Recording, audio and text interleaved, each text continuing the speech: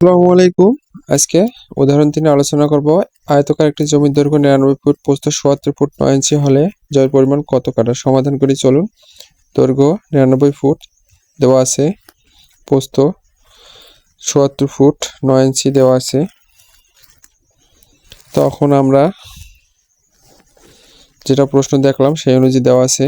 তো এখন চলুন শুরু করা যাক। কিভাবে এটা করব, কিভাবে এটার ৯.৭৩ কাঠা জমি বের করব।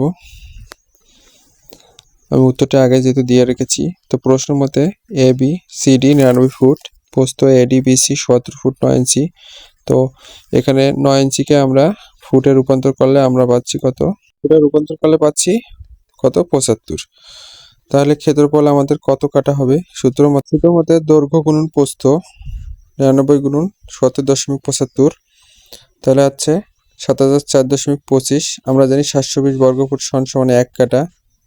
তো অতএব ১ বর্গফুট সমান ৭২০ দিয়ে ১কে ভাগ, আবার ৭০০৪কে ৭২০ দ্বারা ভাগ, তাহলে আমরা পাচ্ছি ৯.৭৩ কাঠা। তাহলে আমরা ওই আয়তকার ক্ষেত্রের জমিটি পাচ্ছি কত? ৯.৭৩ কাঠা, অর্থাৎ এ বি সি ডি ৯.৭৩ কাঠা জমি। তাহলে এই ছকটির ভেতরে ৯.৭৩ কাঠা জমি আছে। আসসালামু আলাইকুম, ভালো থাকবেন।